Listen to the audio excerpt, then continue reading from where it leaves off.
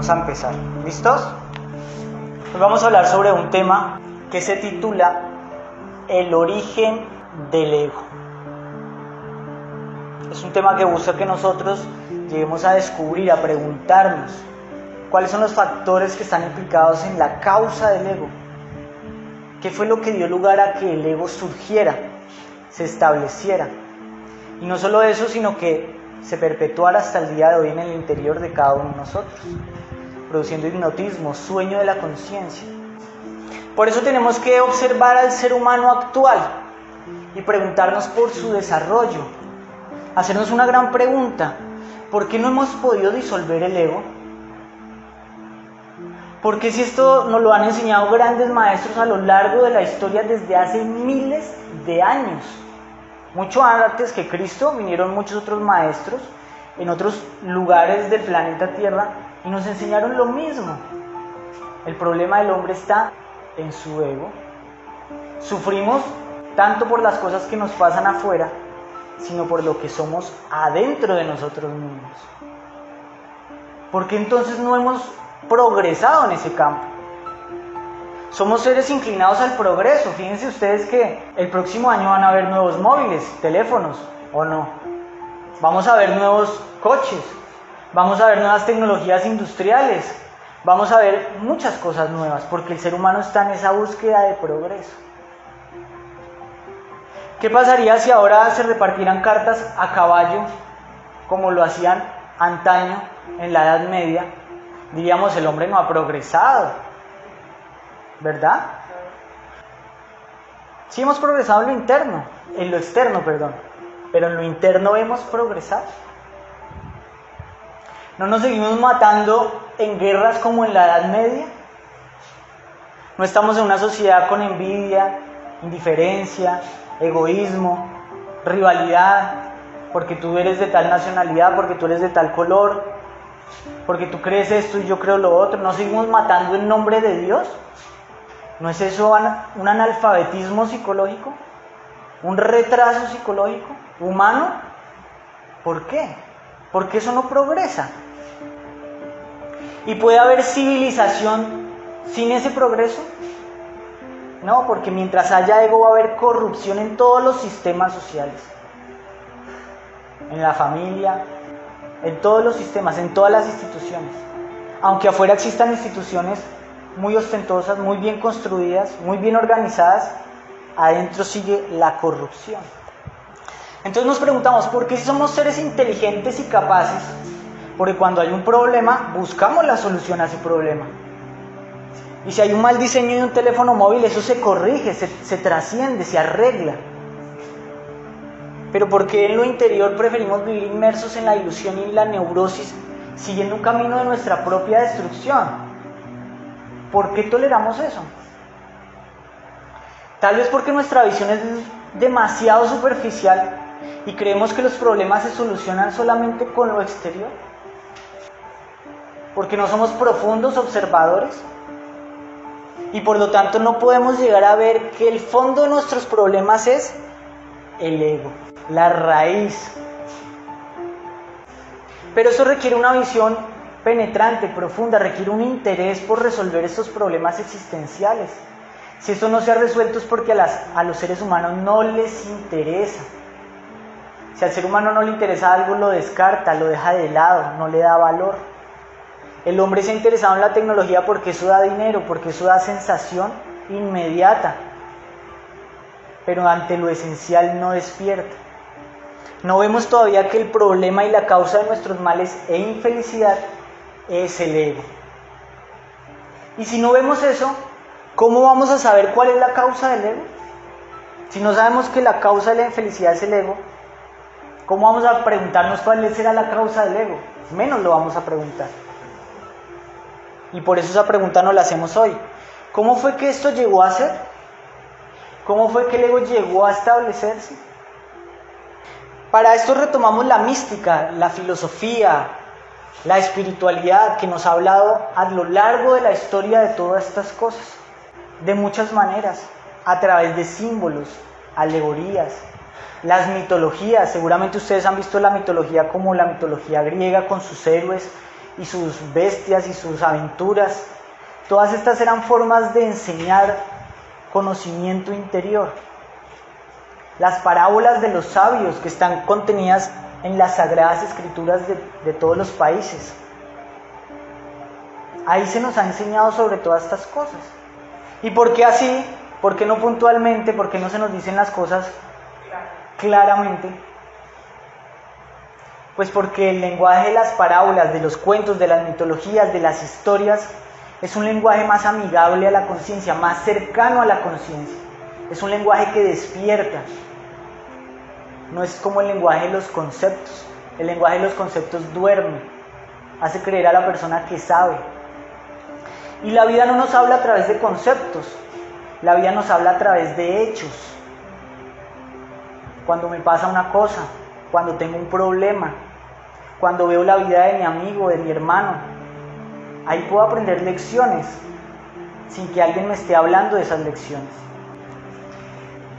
En las Sagradas Escrituras de todos los tiempos encontramos el origen del ego, pasajes que nos hablan de este hecho, que también se conoció como la caída del hombre o el pecado original, del que surgen todos los demás pecados, los demás vicios, el origen de la corrupción.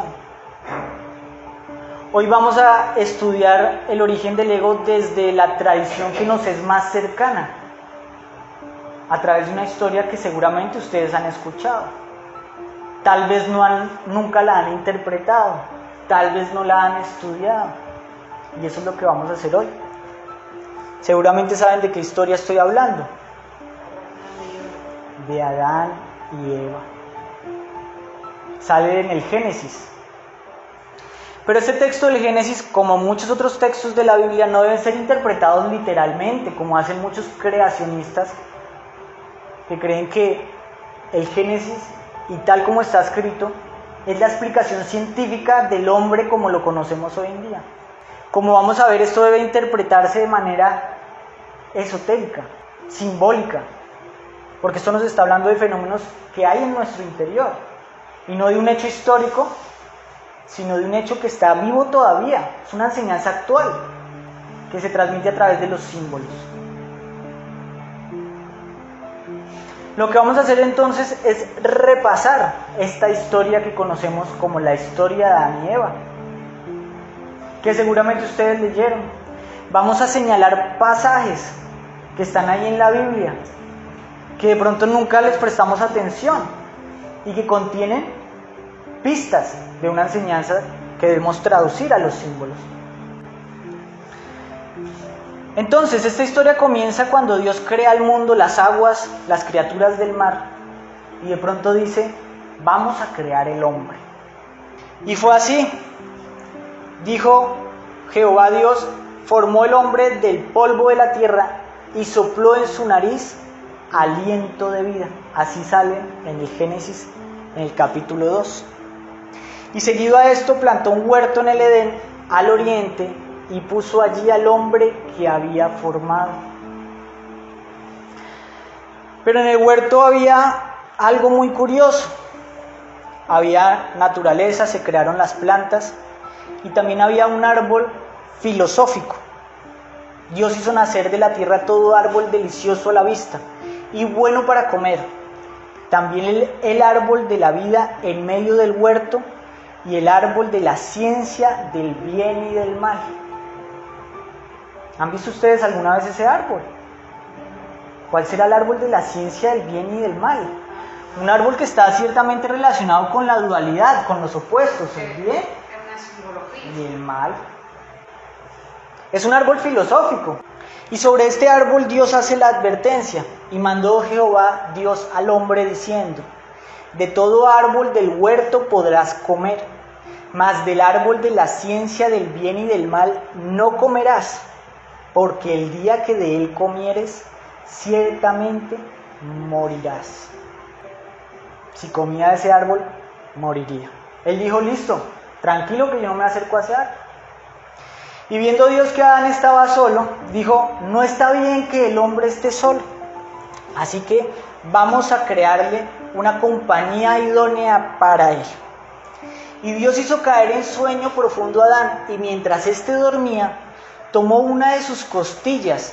Miren lo creativo, no creó del barro igual que Adán, sino que fue muy creativo. Lo hizo dormir y tomó una de sus costillas y cerró la carne en su lugar, e hizo una mujer y la trajo al hombre. Qué forma curiosa de hacer una nueva creación. La extrajo del mismo Adán. Y entonces Adán, al despertarse y al ver lo que había ocurrido, dice: esto es ahora hueso de mis huesos. Y al verlos Dios les da un mandamiento y dice: por lo tanto dejará el hombre a su padre y a su madre, y se unirá a su mujer, y serán una sola carne. Y ellos estaban en el huerto y estaban desnudos y no se avergonzaban. Aquí nos están diciendo que Eva sale de Adán, y eso tiene una gran simbología relacionada con el árbol del bien y el mal también, con la dualidad. Es decir, que ambos son una sola parte, son una unidad. Eso hay que tenerlo en cuenta para más adelante. Y ellos no se avergonzaban, nos está hablando de un estado de inocencia. Y bueno, ellos estaban en el Edén, y sucede que la serpiente era la más astuta de todas las criaturas, de todos los animales, y se encuentra con Eva. Y entonces le dice: con que Dios os ha dicho, no comáis de todo árbol del huerto, no comáis del árbol del bien y del mal.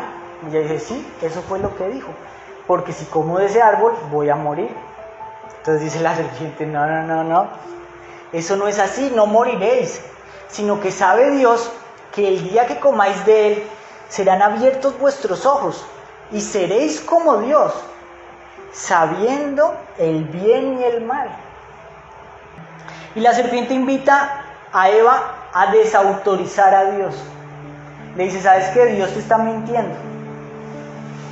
Lo que Él te está diciendo no es verdad. Al contrario, Él no te está dejando conocer algo más. Entonces Eva, dejándose llevar por la serpiente, toma el fruto y continúa la historia. Y vio la mujer que el árbol era bueno para comer y agradable a los ojos. Y ojo acá, árbol codiciable para alcanzar la sabiduría. ¿Cómo así? ¿Cómo puede el fruto de un árbol llevarnos a alcanzar la sabiduría? Ese árbol está muy raro. Entonces, al ver que ese árbol era codiciable para alcanzar la sabiduría, bueno para comer, tomó de él, tomó de su fruto, comió y dio también a su marido. ¿Por qué lo hiciste, Eva? No estaríamos aquí. Pero bueno, así fue, así tenía que ser. Y sucede que pasó lo que tenía que pasar. Entonces fueron abiertos sus ojos y notaron que estaban desnudos, es decir, que hubo un cambio de percepción por comer ese fruto. Se vieron a sí mismos y se avergonzaron. Entonces tejieron unos delantales con hojas de higuera para tapar la vergüenza. Y pasó entonces que Dios, paseándose por el huerto, llamó a Adán y Adán se escondió. Entonces Dios se da cuenta y dice: comiste del árbol que te dije que no comieras. Sí, la mujer que me diste por compañera me dio a probar. Y así termina Dios diciendo: he aquí el hombre es como uno de nosotros, sabiendo el bien y el mal. Y como consecuencia de eso, Adán y Eva son expulsados del paraíso, a esta tierra donde hay que ganarse el sustento con el sudor de la frente, goteadito. Fueron expulsados del paraíso y la entrada del Edén fue custodiada por querubines. Desde ahí entonces aquí estamos, ¿cierto? Esta es la historia. Ahora, continuemos con el significado simbólico. ¿De qué nos está hablando esta historia? ¿Cómo está relacionada con el origen del ego? ¿Por qué es el pecado original? ¿Cuál es ese pecado? Pues bien, vimos que Adán y Eva son dos mitades de una unidad. Esto nos está hablando de la dualidad y el estado primordial de inocencia que hay en toda criatura. Y esa dualidad nos está diciendo que hay una separación que produce atracción, magnetismo, movimiento. Porque al ser partes de una misma unidad, en nosotros, las criaturas duales, siempre va a haber una ansia de encontrar eso que nos hace falta, de completarnos, ¿verdad? Y eso está relacionado con el árbol de la ciencia del bien y el mal, que no es otra cosa que el sexo, porque también es la dualidad.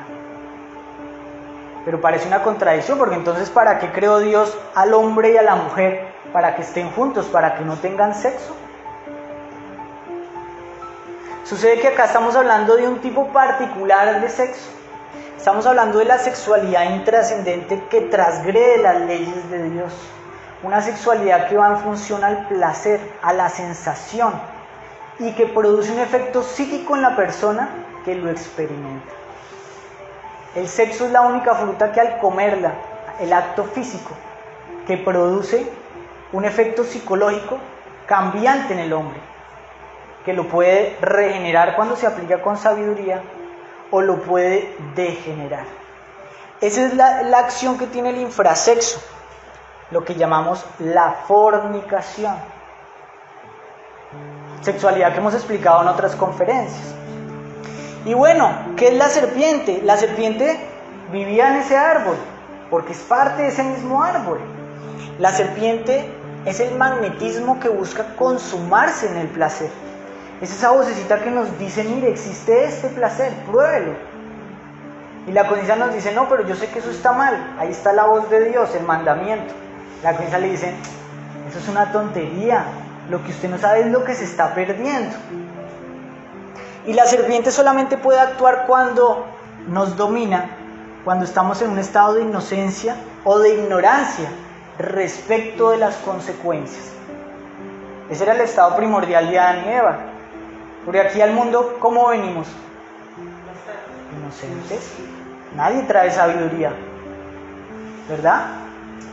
Entonces la serpiente es la que nos lleva a desobedecer, a no acatarnos a mandamientos que siempre han sido traídos por los sabios, porque no los comprendemos.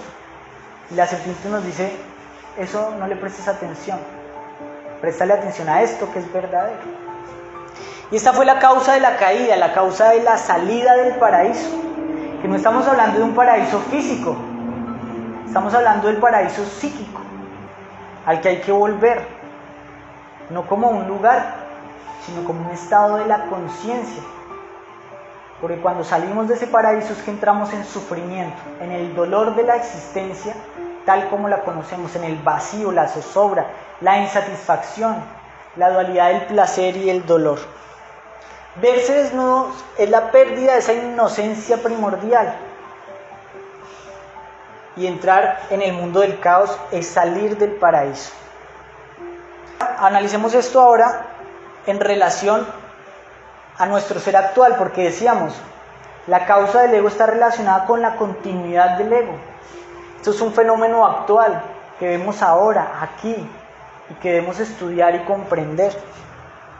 Porque en todos nosotros, ya sea que seamos hombre o mujer, existe ese magnetismo, somos una mitad incompleta.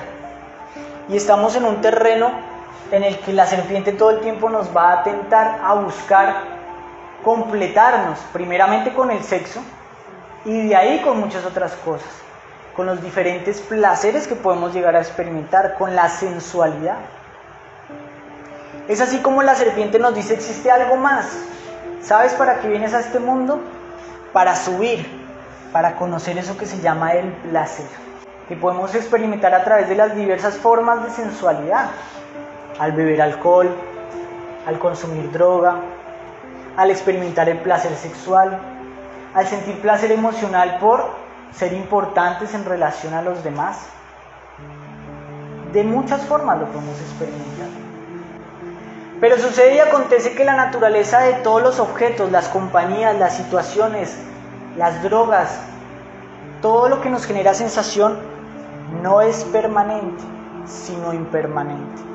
Entonces la subida siempre viene precedida por una bajada al estado neutral. volvemos al estado neutral, pero ya no es neutral para nosotros. Porque escuchen esto, el conocimiento del placer es dolor, porque crea esa ansia de que conocí algo a lo que quiero volver. Porque el instante en el que yo estoy ya no me satisface, me siento inconforme, quiero volver a ese lugar y ya no acepto la vida tal y como es. Ahí salgo de la inocencia, salgo de la sensibilidad, salgo de la capacidad de asombro y mi bienestar se vuelve exclusivamente sensual, de placer, ya sea por tener dinero, por tener sexo, por lo que sea. Y si no lo tengo, sufro. Y entonces al sufrir, ¿qué hago? Busco la subida, llévame para arriba. Y eso se llama adicción. Recordemos que todas las sustancias, situaciones, experiencias que causan placer, causan algún grado de adicción. El impulso del hombre de volver allí. Y esto pues se vuelve un circuito, un movimiento, que fue necesario, porque ya vamos a ver que de todo esto tenemos que extraer la sabiduría. Tenemos que retornar al Edén.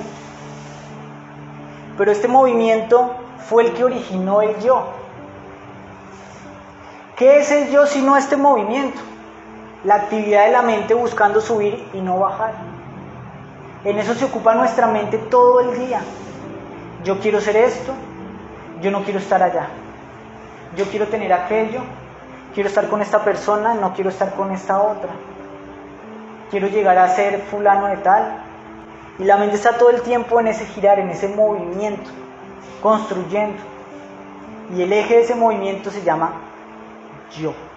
Y aquí surgen todos los 7 pecados capitales: pereza, ira, orgullo, lujuria, codicia, envidia, etc. Porque si se me frustra el placer, ¿qué voy a sentir? ¿Ira? Imagínense que ustedes van a lograr algo que quieren y por culpa de otra persona no lo logra, no lo pueden obtener. Eso causa ira, frustración, rabia. Y cuando quiero tener algo y no sé si lo voy a tener, siento miedo. Y cuando quiero tener más, creo la ambición y acumulo. Y cuando veo que otro tiene lo que yo quiero, siento envidia. Ese fue el movimiento, que está alimentado por la serpiente, que constantemente está ahí en nuestro hombro diciéndonos: prueba esto, ve a tal lado, vas a ser feliz cuando compres esto, vas a ser feliz cuando llegues a tal lado. Esto es el origen de la sensualidad, la expulsión del paraíso, porque nuestra conciencia está afuera todo el tiempo, pegada en los sentidos. Las experiencias espirituales ya no nos cautivan, no podemos sentir gozo en la oración, en la meditación, en la abstracción. Miremos este proceso desde otro punto de vista. Cuando somos niños, estamos en el Edén, porque esa serpiente está ya dormida, no ha despertado. Y un niño tiene benevolencia natural, no tiene maldad, tiene espontaneidad, tiene capacidad de asombro, ve las criaturas, los insectos, las plantas, siente alegría natural, sin concepto, sin razón.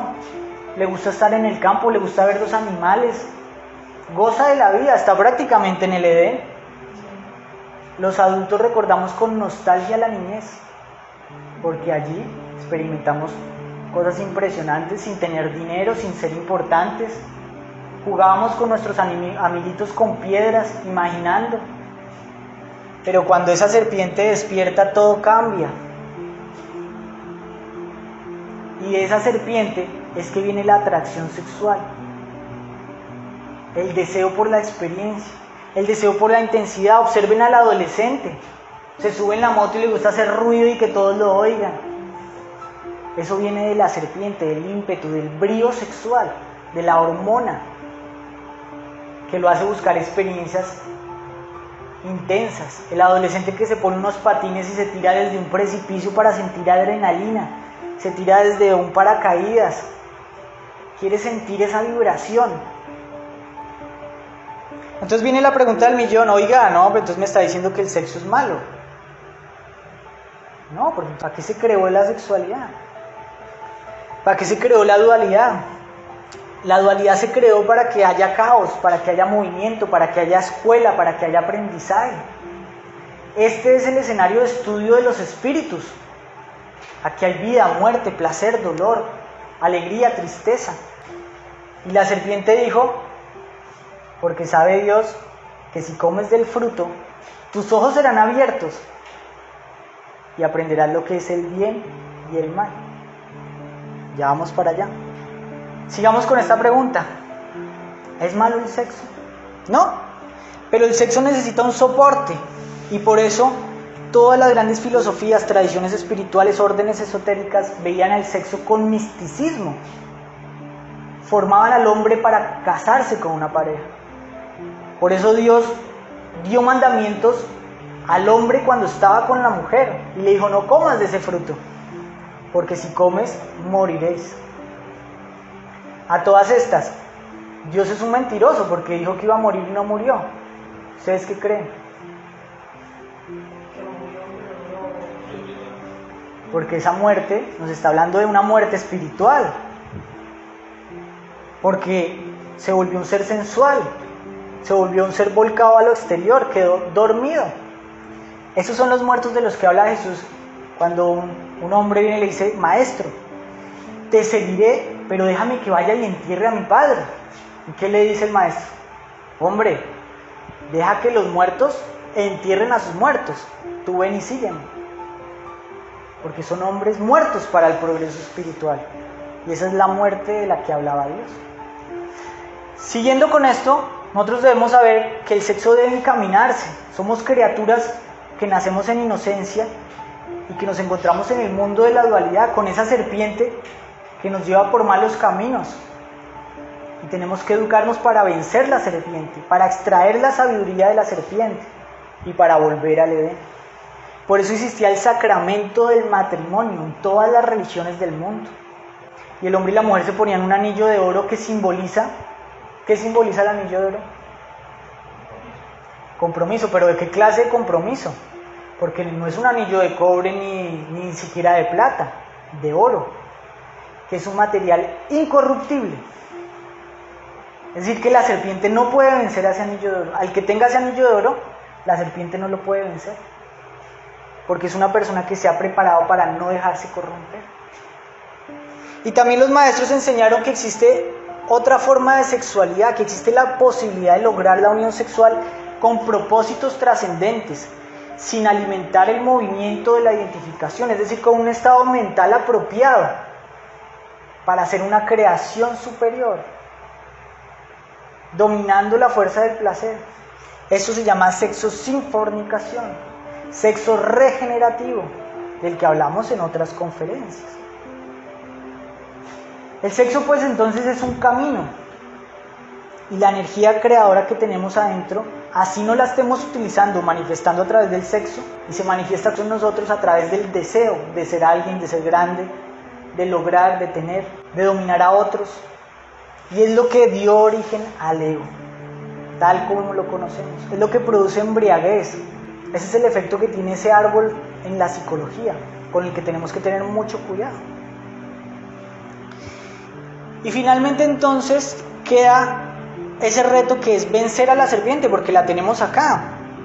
Y la serpiente tenía que tentarnos porque la caída fue necesaria para alcanzar la sabiduría del bien y el mal, que todavía no la poseemos. Conocemos el bien y el mal, pero una gran diferencia es poseer la sabiduría del bien y el mal. Porque yo he experimentado placer y dolor, pero no sé cuál es la relación entre ambos.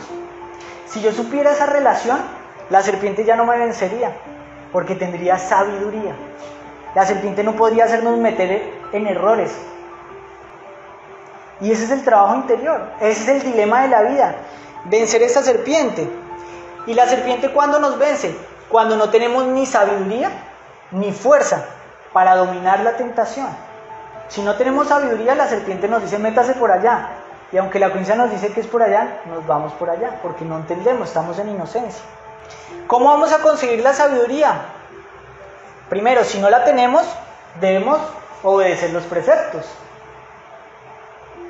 Si yo no entiendo por qué hay un mandamiento, tengo que obedecerlo por lo menos mientras lo entiendo. conviene más, porque no sé cuáles son las consecuencias. Todos los grandes sabios han dicho no hagas esto ni hagas lo otro, por algo será, por eso son sabios, son personas que dedicaron su vida a despertar. Es como si el mecánico me dice, oiga, vea, nunca le vaya a echar leche al coche en el depósito de la gasolina. Uno le hace caso porque él sabe de eso, ¿verdad? Yo no sé qué pasaría. O no le eche agua. Yo no sé por qué, pero no le echo porque sé que si le echo algo va a pasar. El mecánico estudió. Yo lo que tengo que hacer es hacerle caso. Eso es obedecer los mandamientos. Esa es la religión popular. Para las personas que no están interesadas en saber, bueno, no cometan tales errores, amigo. No se meta con la mujer del prójimo, no robe, no mate, no fornique. Pero si queremos ir más allá, tenemos que rescatar la sabiduría, y eso lo logramos conociéndonos a nosotros mismos, preguntándonos por qué siento esto, a dónde me lleva aquello, qué es el amor, qué es la felicidad. Ver las cosas, cuestionarse, no aceptar las respuestas que todos nos dan, estudiar la vida, volvernos sabios, conociéndonos a sí mismos. Pero no solo se necesita sabiduría, necesitamos fuerza. Y la fuerza la obtenemos cultivando los buenos hábitos en nuestro diario vivir, siendo disciplinados con lo que nosotros sabemos que es correcto, autodisciplinados, no haciendo lo que los demás hacen, sino fortaleciéndonos en los valores del autoconocimiento, del progreso espiritual. Y de esa manera vencemos a la serpiente y conquistamos la prudencia de los sabios. ¿Quedó claro el origen del ego? Entonces,